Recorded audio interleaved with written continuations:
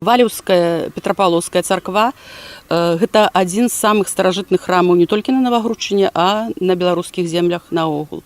Ён быў пабудаваны ў 1685 годзе як троіцкі касцёл дамініканскага каталіцкага ордэна. Пабудаваны ён на фундацыю Стэфана Курчы, это брэсцкі ваявода, які ў гэты час валодаў мястэчкам Валеўка.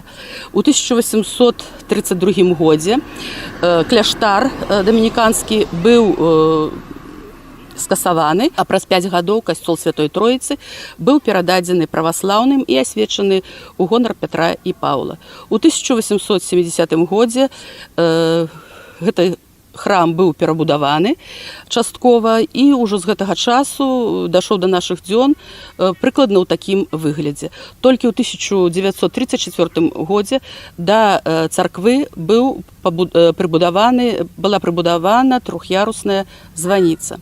Унутры у царкве знаходзіцца двух'ярусны драўляны іканастас, прыгожа распісаны і пазалочаны, і шмат маецца старажытных ікон.